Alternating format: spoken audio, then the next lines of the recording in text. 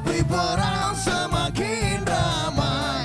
Banyak yang cinta damai, tapi perang semakin ramai. Perdamaian, perdamaian, perdamaian, perdamaian, perdamaian, perdamaian, perdamaian, perdamaian. Banyak yang cinta damai, tapi perang semakin ramai.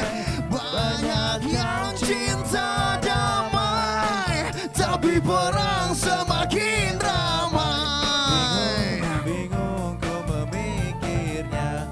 Bingung ku memikirnya, bingung ku memikirnya, bingung ku memikirnya, bingung ku memikirnya.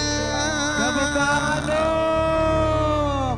Masya Allah Ustaz. Makasih loh udah datang ke Islam itu Indah. Sama-sama, kasih banyak. Nanti kita ngobrol-ngobrol lagi ya. Siap. Assalamualaikum warahmatullahi wabarakatuh.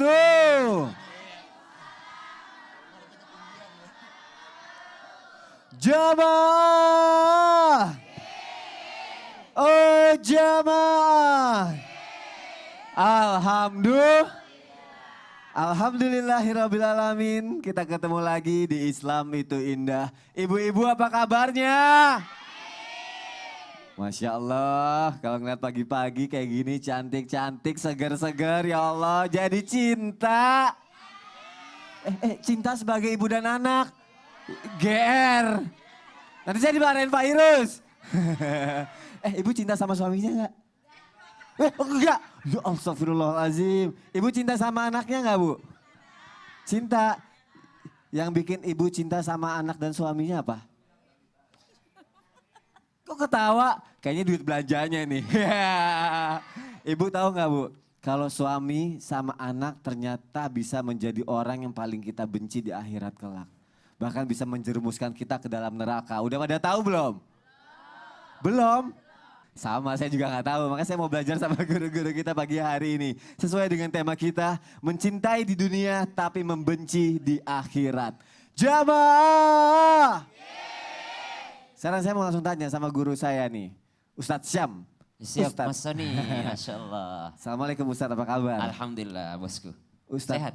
Alhamdulillah, baik. Ustadz, tema kita ini mencintai di dunia tapi bermusuhan atau membenci di akhirat. Naudzubillahi min dzalik. Serem banget ya Ustadz. Harusnya mencintai di dunia, cintanya sampai akhirat. Nah itu, Oh, ternyata malah ada saya yang pernah membenci. dengar lagi gini Ustadz, katanya nanti orang tua sama anak itu di akhirat akan saling menuntut. Bahkan menjerumuskan ke dalam neraka, kok bisa kayak gitu Siap. ya Ustadz? Saya mohon penjelasannya ya Ustadz. Insya Allah, siap. Silakan Ustadz. Bismillahirrahmanirrahim. Alhamdulillahi rabbil alamin. Alhamdulillahilladzi khaliqil wujudi minal adam wa ja'ilin nuri minal zulam wa mulkit taubati 'alan nadam wa mukhrijis sabri minal alam. Fanashkuruhu 'alal masaibi kama nashkuruhu 'alan ni'am. Fasallallahu ala sayyidina Muhammadin wa ala alihi wa sahbihi wa sallam. Assalamualaikum warahmatullahi wabarakatuh. Waalaikumsalam warahmatullahi wabarakatuh. Berbicara tentang cinta. Cinta. Cinta mana sih yang lebih besar antara cinta orang tua kepada anaknya? Cinta mana sih yang lebih besar, lebih tulus dibandingkan cinta seorang ibu kepada anaknya? Dibandingkan seorang ayah terhadap anaknya. Seorang ayah yang kesana kemari membanting tulang untuk membahagiakan anaknya. Untuk pendidikan anak-anaknya. Untuk anak-anaknya mendapatkan sekolah yang terbaik. Orang tua ibu rela dibelah perutnya untuk membuat anaknya hidup. Rela meregang nyawa supaya anaknya bisa melanjutkan hidupnya. Itulah cinta yang luar biasa dari orang tua terhadap anaknya. Tapi ternyata yang kita bahas, meskipun mereka sangat mencintai di dunia, akan ada saatnya nanti mereka bermusuhan di akhirat. Kok bisa? Ternyata dalam Al-Quran Allah Subhanahu wa ta'ala telah menggambarkan, Ya ayyuhalladzina amanu Qu anfusakum wa ahlikum nara. berangkat daripada ayat ini, sebuah ayat perintah dari Allah Subhanahu wa taala. Wahai orang-orang yang beriman, jagalah dirimu dan keluargamu daripada api neraka. Yang namanya perbuatan maksiat bukan kita melakukan, bukan hanya kita melakukan yang dilarang Allah, tapi juga meninggalkan apa yang diperintahkan Allah. Jadi kalau ada orang tidak menjaga keluarganya, itu sama saja dengan melakukan maksiat karena tidak melaksanakan apa yang diperintahkan Allah Subhanahu wa taala. Yang kedua, berangkat daripada hadis Rasulullah sallallahu alaihi wasallam, seseorang akan diangkat derajatnya nanti. Mereka bertanya, "Ya Allah, perasaan ibadahku tidak sejauh ini, perasaan istighfarku tidak setinggi ini, perasaan ibadahku tidak mencapai derajat ini. Kenapa aku ada di derajat ini ya Allah?" Ternyata apa jawabannya? Karena istighfar daripada anak-anakmu. Dari hadis inilah berangkat sebuah pemahaman yang disebut dengan mafhum mukhalafah, pemahaman terbalik. Jikalau nanti ada orang yang diangkat derajatnya karena anak-anaknya beristighfar, berarti akan ada nanti seorang orang tua yang ketika masuk ke dalam surga tiba-tiba dipanggil kembali keluar. Kenapa? Karena ada di luar pintu ketika diadili seorang anak. Ditanya, engkau tidak sholat, engkau tidak puasa, engkau tidak sedekah, engkau tidak beribadah kepada Allah Subhanahu wa taala. Wahai malaikat, antarkan dia ke neraka. Kata anak tersebut, tunggu dulu. Saya memang tidak puasa, saya tidak zakat, saya tidak sedekah, saya tidak puasa. Tapi karena saya tidak pernah diperintahkan oleh orang tuaku, maka dari itu saya tidak terima kalau saya masuk neraka sendirian. Saya minta orang tuaku yang tidak pernah perintahkan saya, temani saya di dalam neraka. Bahkan mereka yang sudah mau masuk surga, anaknya akan berkata, memang mereka rajin sholat, memang mereka rajin ibadah, memang mereka rajin puasa. Akan tetapi tidak pernah sama sekali mereka mengingatkan saya untuk mengikuti jejak-jejak mereka. Na'udzubillahi min dzalik. Betapa hancurnya ketika kita saling mencintai di dunia, tapi pada akhirnya tidak bisa saling bertemu di akhirat. Bicara soal cinta. Wis. Kalau sekarang cinta, ciki ciki ciki ciki. Itu Little heart. Ya. Ustaz, saling menuntut karena tidak saling mengingatkan itu ya, maka Betul. dituntut di akhirat. Karena kan semua dimintai pertanggungjawabannya. Kullukum ra'in wa kullukum mas'ulun ar-ra'iyati. Kalian semua adalah pemimpin dan setiap yang kalian pimpin akan dimintai pertanggungjawabannya. Berarti kita bertanggung jawab atas apa yang kita pimpin, keluarga gitu. Masya Allah, jazakallah khair. Siap, Ustaz. sama-sama Mas Sony. Jamaah. Sekarang saya mau nanya lagi kayaknya masih kurang gimana gitu. Saya mau nanya sama Ustadz Ahmad Khan. Ustadz, mohon izin Ustadz. Tadi sudah dijelaskan Ustadz sama Ustadz Syam kalau orang tua dan anak akan saling menuntut. Nah saya pengen tahu nih, ini mencakup kehidupan pribadi saya juga. Kalau pasangan gimana Ustadz? Apakah saling menuntut juga atau tidak? Mohon penjelasannya ya Ustadz. Terima kasih Mas Sony. Assalamualaikum warahmatullahi wabarakatuh. Alhamdulillah. Alhamdulillahilladzi hadana bi abdil mukhtari man da'ana ilaihi bil idzni wa gad nadana labbaika ya man dallana wa hadana. Wassalatu wassalamu ala mustafana wa mujtabana wa mukhtarana sayyidina wa nabiyyina wa habibina wa maulana Muhammadin wa ala alihi wa ashabihi wa man ihtada amma ba'd. Jamaah Islam itu indah yang dirahmati oleh Allah Subhanahu wa taala. Bicara masalah pasangan, apakah pasangan itu akan saling menuntut nanti di pengadilan Allah Subhanahu wa taala di hari kiamat kelak? Di dalam Al-Qur'an dijelaskan bahwasanya Allah Subhanahu wa taala berfirman di dalam surah At-Taghabun ayat ke-14, kata Allah Subhanahu wa taala, "Ya ayyuhalladzina amanu inna min azwajikum wa auladikum aduwan lakum fahdharuhum. Wa in tasfahu wa ta'fu wa taghfiru fa innallaha ghafurur rahim." Kata Allah Subhanahu wa taala, wahai orang-orang yang beriman, ketahuilah oleh kalian sesungguhnya istri-istri kalian dan anak-anak kalian mereka bisa menjadi musuh kalian nanti di hadapan Allah Subhanahu wa taala pada saat di hari perhitungan. Fahdharuhum, maka hati-hatilah. Jangan sampai anak istri kita melalaikan kita dari mengingat Allah Subhanahu wa taala. Jangan sampai anak istri kita menyebabkan kita terhalang daripada mengerjakan amal soleh dan taat. Ini ayat diturunkan oleh Allah Subhanahu wa taala. Di dalam Asbabun Nuzul diterangkan bahwasanya di dalam tafsir Ibn Abbas, qala al-Imam Ibnu Abbas, berkata al-Imam Ibnu Abbas, kana rajulun yaslam fi ahdin Nabi sallallahu alaihi wasallam fa arada an yuhajiru ilal Madinah famana'uhu ahluhu wa auladuhu.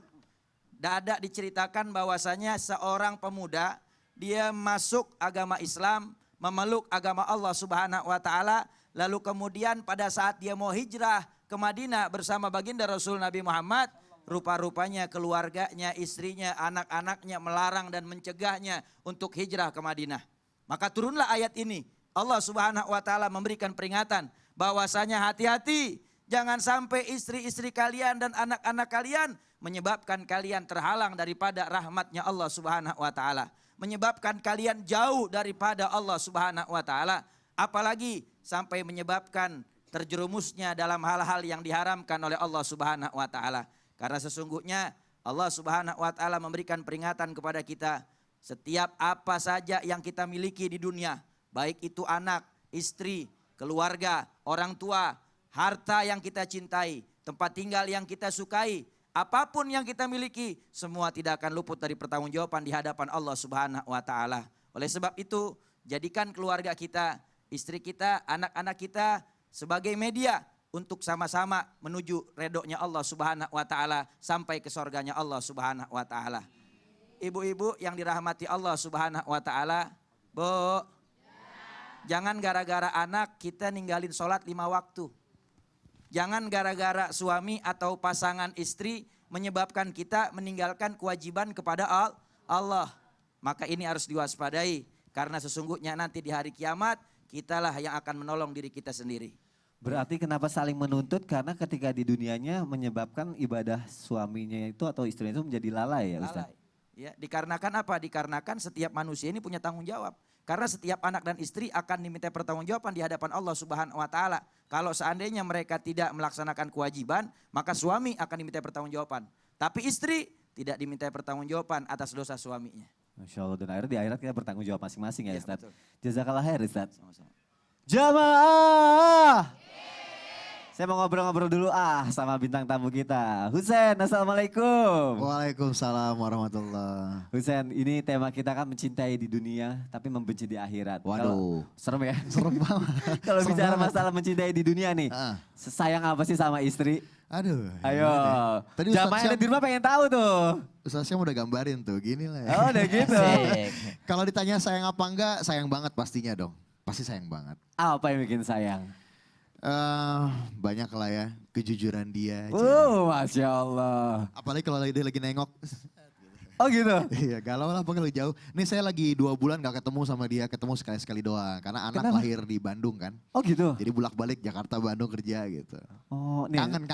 pasti kangen lah ya namanya Kangen sama anak sama dan istri. atau kangen sama anak? Waduh, ini bingung bertanya jawabnya gimana. Kangen sama Dua-duanya pasti Ustaz. Kangen sama dua-duanya Harus pasti. coba kalau diminta satu, Eh. salah satunya. Kangen istri atau kangen anak? Sekarang sih lagi anak banget nih. Oh anak. lagi anak Umur banget nih. berapa sih anaknya? Mau 2 bulan, baru mau 2 bulan. sama, lagi kangen-kangennya saya juga kayak Iya, gitu. makanya kan. Kalau kerja maunya ngeliat anak sampai istri ngomel, kok anak mulai dicariin saya enggak gitu. Tapi kalau dalam berumah tangga nih kadang ada sesuatu yang dikurang suka dari istri, itu ada gak sih? Yang dikurang suka ya, yang dikurang suka kadang terlalu jujur juga sih. Oh gitu? Kalau misalkan saya badannya naik gitu, terus dia, kamu gendut nah gitu. Oh itu kurang suka. Itu Kalau saya agak kurang gimana ya? Kalau saya kurang suka sama istri karena dia makin hari makin cantik. Saya jadi makin tergila-gila jadinya.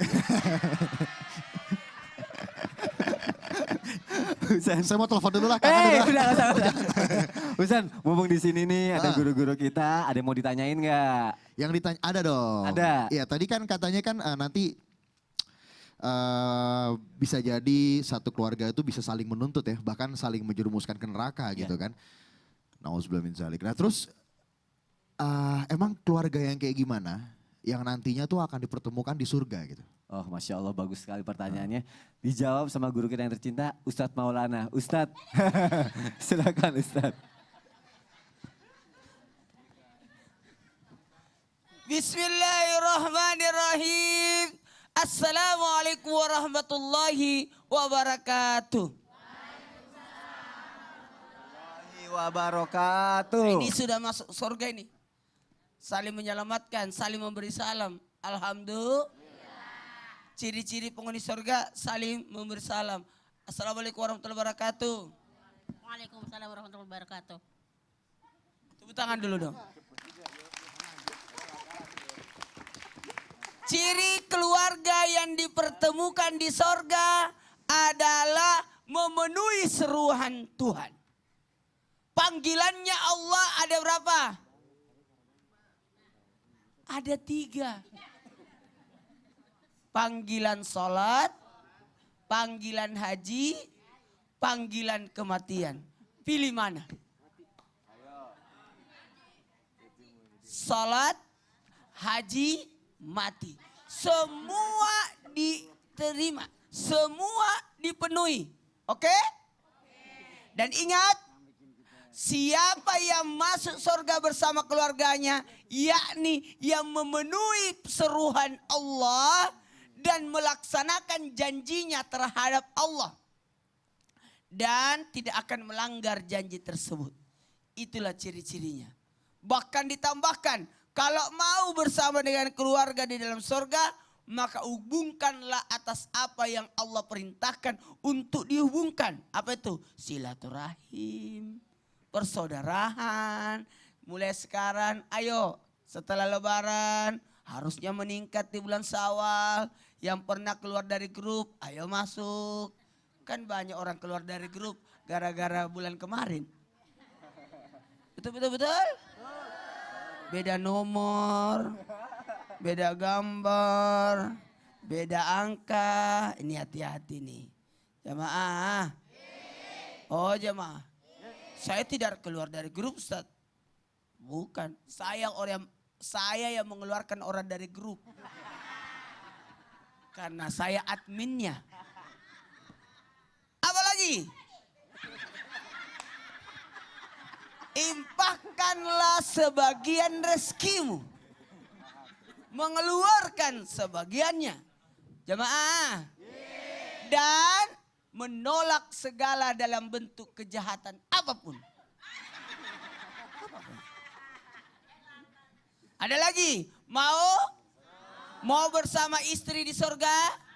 Bersama anak-anak di surga? Dan semua keturunan kita di surga? Ayo takutlah kepada Allah, sabarlah senantiasa atas apapun yang terjadi pada diri kita, sabar. Oke? Sabar itu mampu tapi tahan. Tahanlah dulu. Kamu udah belajar sabar di bulan Ramadan. Kan sudah belajar sabar kemarin-kemarin. Harusnya lebih meningkat lagi. Dan dirikanlah sholat. Nih buat orang tua dimanapun berada. Kalau telepon anak yang ditanya, sudah salat kah? Jangan, sudah makan, pasti makan dia. Tapi yang ditanya, sudah salat kah? Yang dikhawatirkan anak tidak salat. Makanya harusnya kita ingatkan, saling mengingatkan untuk ibadah. Saling mengingatkan akan kebaikan. Jangan sampai justru kita masuk surga sendirian lalu melupakan keluarga. Kan sudah diajarkan oleh Rasulullah SAW. Sebaiknya kalau di akhir Ramadan bangunkan yang tidur keluargamu. Untuk sama-sama menghidupkan Ramadan. Artinya Ramadan sudah berlalu tapi kita bukan penyembah Ramadan.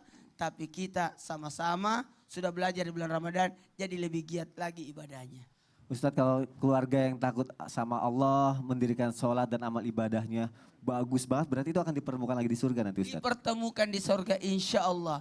Karena Nabi Nuh alaihissalam waktu anaknya tenggelam, Nabi Nuh, anakku. Sebenarnya yang disebut keluarga adalah keluarga yang bisa bersama-sama di surga. Masya Allah, jazakallah khair Ustadz.